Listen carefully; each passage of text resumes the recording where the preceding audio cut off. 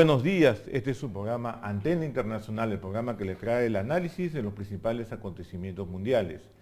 El día de hoy tenemos una entrevista con el internacionalista Óscar Vidarte.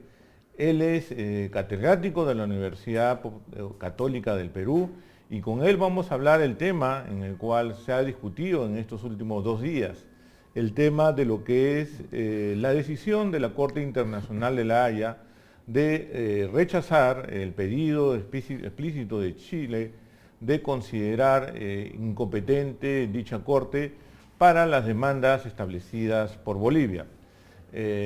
Con este tema vamos a comenzar la entrevista. Señor Vidarte, muy buenos días y muchas gracias por estar acá en nuestro programa. Fabián, un placer estar nuevamente con ustedes.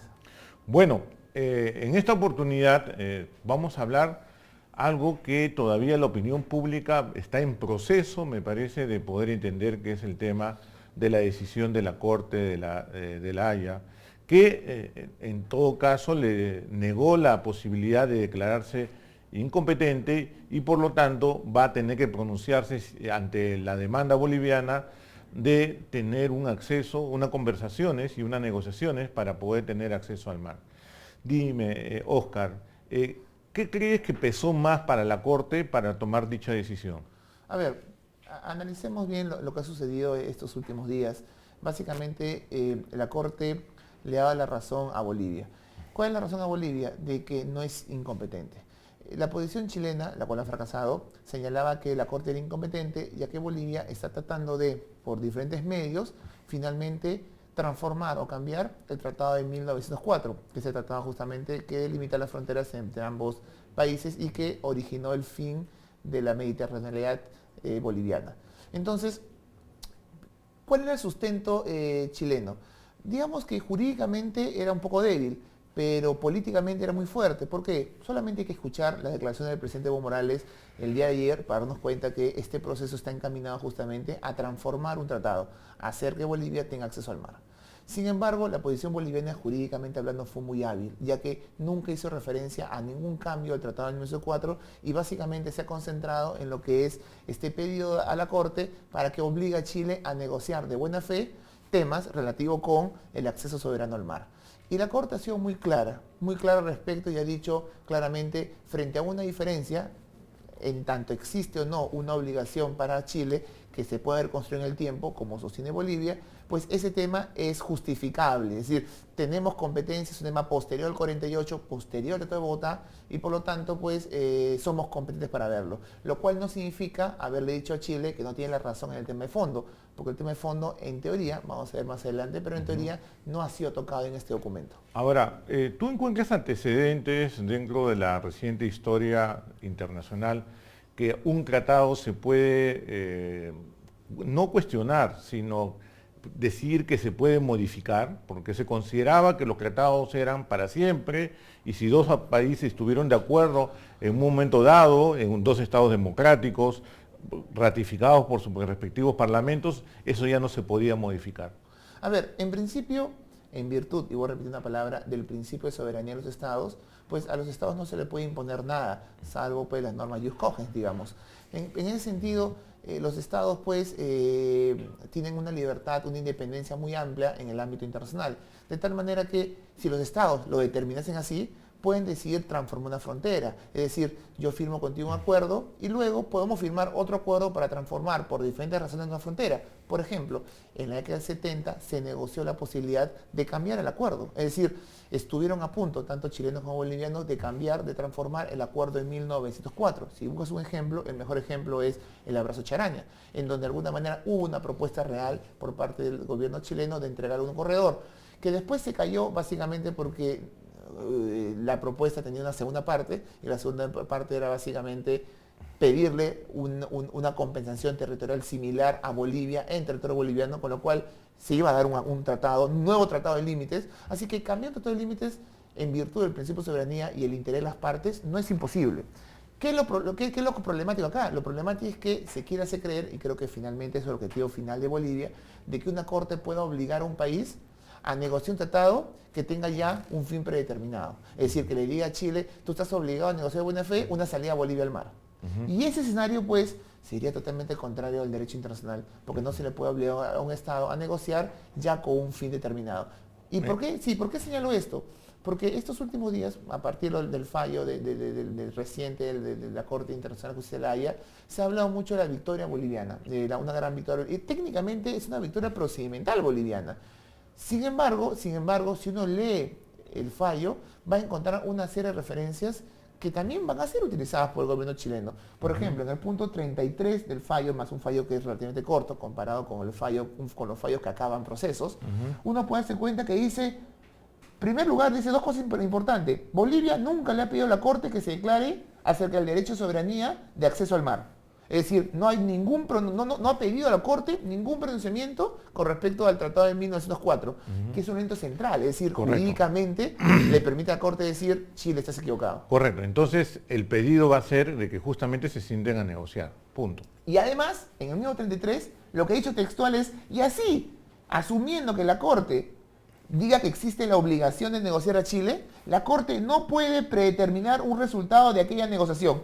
No puede decir a Chile, si es que existe la obligación, tiene que haber tal o cual resultado, lo cual creo que es fundamental, va a ser fundamental en lo que queda del proceso entre Bolivia y Chile. Ahora, pongámonos en algunos escenarios. Hacen cuenta que pasa el tiempo y finalmente la Corte decide que sí debe negociar. ¿Puede ser un resultado que estas negociaciones fracasen y no lleguen a nada? Sí, a ver. ¿Y eso puede ser aceptado por la Corte? A ver, partamos de algo. La negociación per se ya es una obligación de los Estados. Es decir, en los diferentes instrumentos internacionales, la negociación se constituye como el principal mecanismo de solución pacífica de controversias. Y ante la ausencia de una negociación, y a partir de lo que los Estados han obligado, podemos recurrir a otro tipo de mecanismos, no impuestos, sino a partir de la soberanía de los Estados, como puede ser arbitraje e inclusive la Corte. En este caso puntual, si la Corte le dice que a Chile tiene que negociar, ya, pero no puede obligarte a negociar con un resultado, porque tú negocias en virtud de tu interés nacional, de tu soberanía, y eso obviamente puede terminar, como toda negociación, en un resultado concreto, en un win-win, o puede también terminar en un ambos pierden o uno gana, uno pierde. Es decir, los resultados son múltiples. Claro, el problema es cómo tú adviertes, cómo tú compruebas que un Estado negocia de buena fe. Entonces tengo la impresión que lo importante para Bolivia es, dudo que Bolivia pueda conseguir en 4 o 5 años una salida realmente, sus objetivos máximos. Pero el simple hecho que la Corte diga negocia de buena fe, le da instrumentos a Bolivia para seguir presionando a Chile en el ámbito internacional. Instrumentos con los cuales no dispone hoy. E igual lleva mecanismo de presión. Así que Bolivia lo que entiende es un proceso largo de presiones, de estrategias. Por ejemplo, ¿tú crees que es casualidad que el presidente Morales ayer, antes de tener un discurso tan victorioso, más bien gran parte de su discurso se lo dedica a establecer nuevamente el diálogo? Y es más, lo dijo en más de una ocasión. Oigan, yo no tengo ningún problema de negociar paralelamente con Chile una salida del mar, mientras se desarrolla el proceso de la Haya. En otras palabras, le estoy diciendo a Chile, de repente una opción para ti negociar no es tan mala salida. Acordémonos que en el caso peruano en Chile, luego del fallo del Perú, en Chile se discutió mucho si de repente hubiera sido mejor negociar con Perú cuando Perú le pidió, cuando el canciller García Belaúnde le pidió al inicio del gobierno del presidente García, oiga, negociemos, y Chile se negó. De repente los chilenos dicen, en esa negociación íbamos a lograr mejores cosas que la que se logró con el resto del fallo. Así que, ¿por qué no negociar con Bolivia? Sería la pregunta acá. ¿Podríamos conseguir algo mejor en una negociación?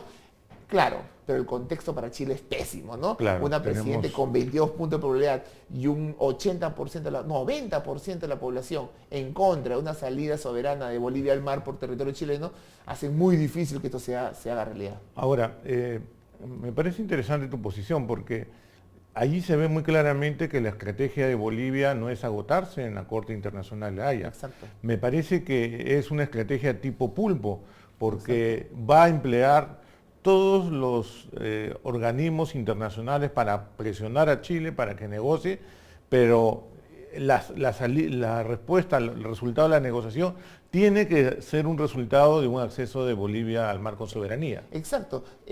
Mientras que en el ámbito jurídico, propiamente dicho de la Corte, no hace referencias a transformación del Tratado de 1904, de alguna manera lo que vaya a lograr lo piensa utilizar como una herramienta más de presión, porque mañana más tarde puede comenzar a cuestionar a Chile que no negocia buena fe, puede cuestionar a Chile como un país que no cumple el derecho internacional, puede tratar de dañar la imagen de Chile en el ámbito internacional, y eso es mucho más fuerte más de lo que ya cuenta hoy. Ajá. Para cuestionar a Chile en materia de... Ahora, en esa materia. La posición de Chile puede ser la siguiente también, ¿no? Yo hago lo que la Corte me dice, punto, nada más. Yo no tengo que hacerle caso ni a las Naciones Unidas como organismo de presión política, ni a UNASUR, nada de eso, porque eso tiene que contemplar mi soberanía. Y si la Corte finalmente decide y falla que deben negociar, negociamos, y si fracasa, fracasamos, pero yo cumplí con negociar. Sí, me parece que la mirada de Chile tiene algo más de temor detrás, ¿sí? ¿Por qué? Porque creo que la impresión de Chile, y creo que la misma impresión de Bolivia, es que la Corte no es tan general, suele entrar en los detalles, y en los detalles justamente están los temas más complicados. Y creo que la Corte ha demostrado que si bien analiza y resuelve en términos jurídicos, también es cierto que tiene una mirada bien papista, es decir, bien buscando el término intermedio de no afectar a las partes y más bien contribuir a la buena relación entre los países. Y esto no es equidad, ¿ok? La equidad es un concepto jurídico totalmente distinto. Pero sí tienden los fallos a ser, de alguna manera, tratar de satisfacer de alguna manera el interés de las partes. Y no necesariamente darle la razón completamente a la uno o al otro. Eso se demostró en el caso peruano y creo que la lectura de Bolivia es esa. Bolivia no era parte del Tratado de Bogotá, y no era parte de la competencia de la Corte, y después del proceso o durante la etapa final del proceso entre Perú y Chile se dan cuenta de que puede ser una salida interesante acudir a la Corte y lo puede haber hecho hace 30, 40 años y no lo hizo y recién lo está haciendo. Así que tengo la impresión que en Chile, más allá de que cumplo el fallo o no lo cumplo, es los detalles del fallo, y esos detalles son los que pueden darle más herramientas a Bolivia para cuestionar el papel de Chile y obviamente y afectar una relación y obviamente afectar el papel de la imagen de Chile en el ámbito internacional. Ok, Oscar, vamos a hacer acá una pausa y volvemos con este interesantísimo tema.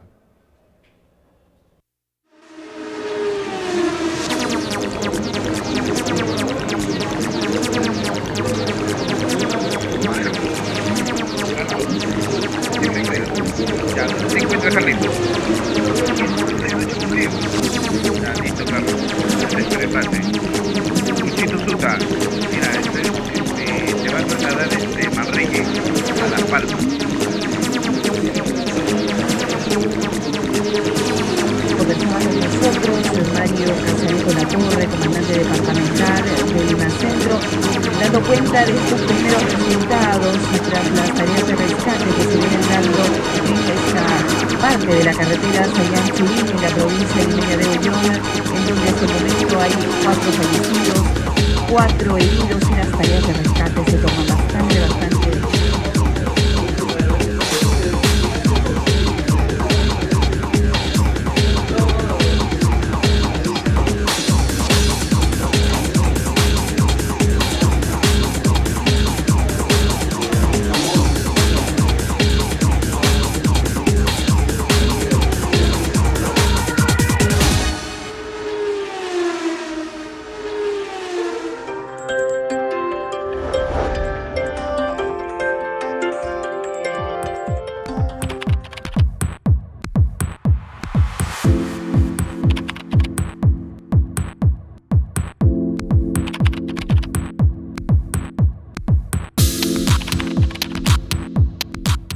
Continuamos con nuestro programa Antena Internacional el día de hoy. Estamos tratando lo que ha sido noticia en estos últimos días, que es la decisión de la Corte Internacional de La Haya de declararse competente ante la demanda boliviana por negociaciones para una salida al mar soberana por territorio que hoy le pertenece a Chile. Señor Vidarte, un segundo tema que llamó mucho la atención en la decisión tomada ayer por la Corte Internacional es el protocolo de 1948. ¿Por qué fracasó el intento de Chile de decir que el protocolo de 1948 de Bogotá, donde obligaba a los estados a negociar cualquier tipo de demanda, regía a partir de 1948 y el problema con Bolivia ya se había solucionado con el Tratado de Límites y de Amistad de 1904. Es que lo interesante del Tratado de Bogotá es que establece con claridad que aquellos temas resueltos con anterioridad a 1948 pues no pueden ser discutidos, digamos, ante la Corte, no pueden ser discutidos en tanto pues dentro de lo que este tratado estipula. Entonces, ¿qué dice Chile? ¿Qué decía Perú, por ejemplo, en el tema marítimo? Estamos hablando de acuerdos pesqueros posteriores al 48, eran de los décadas del 50, de inicio de la década del 50. Entonces no estaban dentro de este marco de acción. En el caso de Bolivia, el problema es que el Tratado de 1904 es 3 décadas anterior al de 1948, por lo tanto, Bolivia no puede exigir ver temas que han sido resueltos entre las partes anteriores a esa fecha, establecida por el mismo Tratado de Bogotá. Por eso, ahí es donde Bolivia construye inteligentemente una estrategia jurídica que va por el lado de crear, de hacer creer a la Corte de que Chile tiene una obligación de negociar, lo que sean derechos expectativos, de negociar, ¿no? ¿Y por qué? Porque ellos de alguna manera están tratando de demostrar que a lo largo, posterior al 40, es más, desde antes de los 40, ojo, desde antes de los 40, pero con más fuerza en la década del 50 y en la década del 70, vamos a encontrar escenarios de Chile estuvo a punto de aceptar una salida, pues, incluso soberana al mar de Bolivia, digamos, una salida soberana al mar por parte de Bolivia. Entonces, la existencia a través de los últimos 100 años de una serie de momentos en donde Chile estuvo negociando genera una obligación de Chile por seguir negociando. ¿Qué cosa? Una salida soberana al mar. Ahora, eso es muy distinto a decirle a Chile que tiene que darle salida soberana al mar, porque el hecho de que negocie de buena fe no significa que ya le tienes que dar salida soberana al mar. Lo que Bolivia va a afirmar es que todas las negociaciones, o las más importantes, casi terminarán en eso. Por tanto, lo que quiere hacer Bolivia es que la buena fe esté vinculada a una obligación a Chile a darle una salida al mar a Bolivia, que creo que fue a ser la parte más sensible, la más importante de la sentencia, que estará saliendo o estaremos conociendo aproximadamente en 4 años aproximadamente, porque falta la entrega de la contramemoria, la réplica, la dúplica, la fase oral, y luego el tiempo que se toma la Corte para dar la sentencia. Conociendo el caso peruano, que demoró 6 años, yo creo que el caso entre Perú y Chile puede estar concluyendo alrededor del 2019 o 2020. Es decir, tenemos mucho tiempo para conversar. Correcto. Entonces, pero ¿qué cosas se ha referido la Corte específicamente sobre este pacto de Bogotá que obligaba? ¿Por qué, digamos, Chile ahí fracasó? O sea, de decir esto fue cosa juzgada y punto. Lo que pasa es que la Corte, como decía, ha sido muy clara y ha dicho, Bolivia en ningún momento nos ha pedido transformar el Tratado de 1904. Ellos no están viendo eso. Acá no hay ninguna referencia a modificación alguna al tratado. Entonces, Chile, discúlpame, pero así no lo dice esto, pero creo que lo pensaremos tú y yo. Así tú tratas de confirmar que Evo Morales en su discurso busque cambiar el tratado, jurídicamente no lo está pidiendo. Y yo no voy a hablar de algo ni me voy a referir a lo que no ha sido solicitado jurídicamente.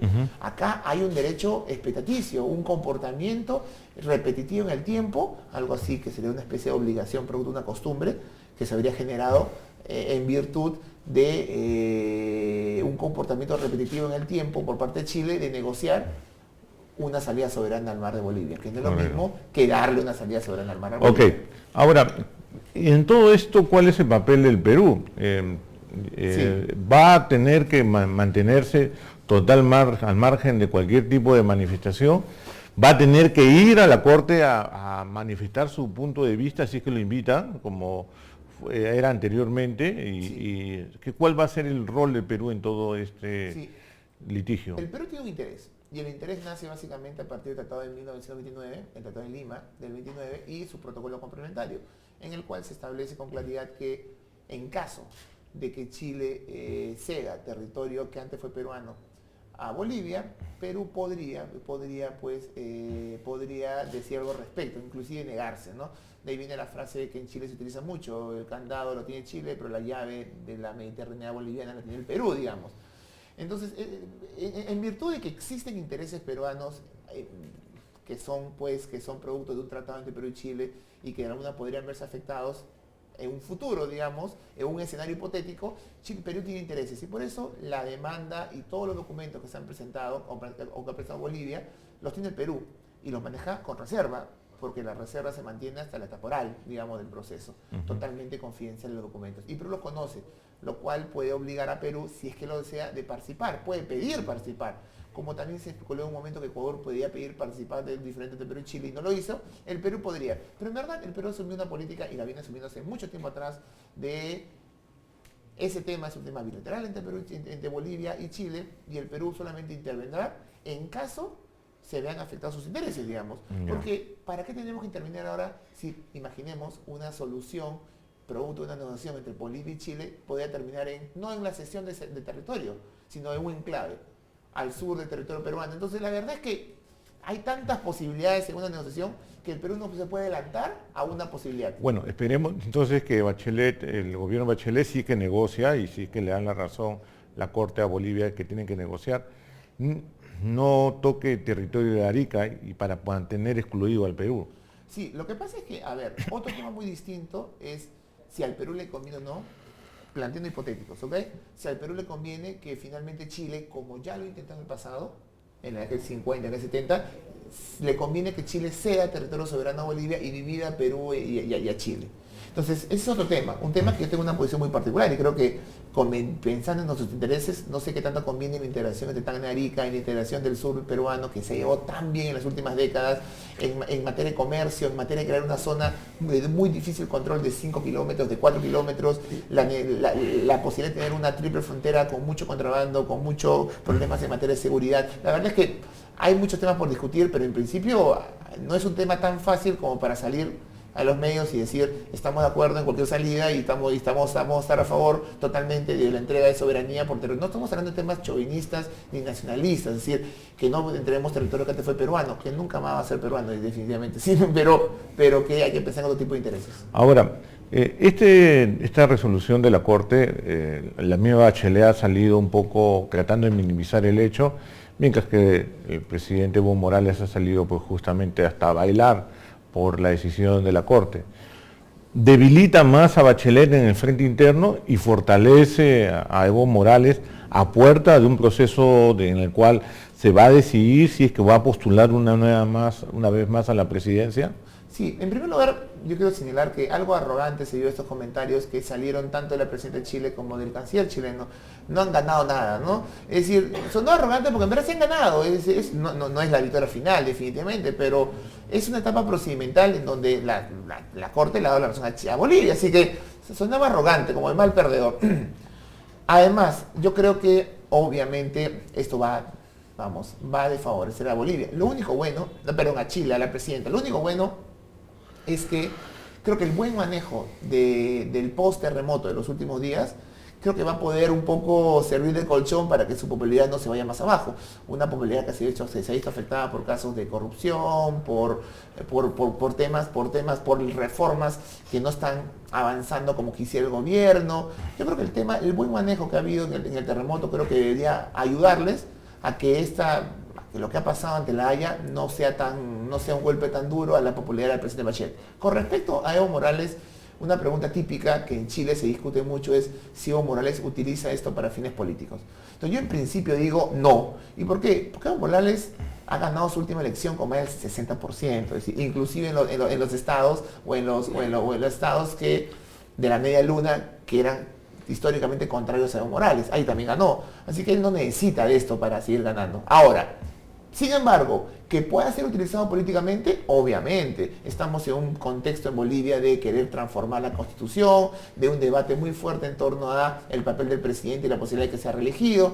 Este tipo de escenarios son totalmente favorables para que ese tipo de escenarios puedan ser canalizados a favor del gobierno. Así que, en principio no lo necesita, pero de que puede ser utilizado en nuestros países este tipo de escenarios, no cabe ninguna duda.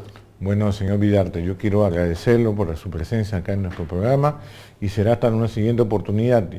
Un placer, como siempre, estar por acá con ustedes. Y con ustedes, señores, será hasta una siguiente oportunidad aquí en nuestro programa Antena Internacional. Hasta el próximo viernes, señores.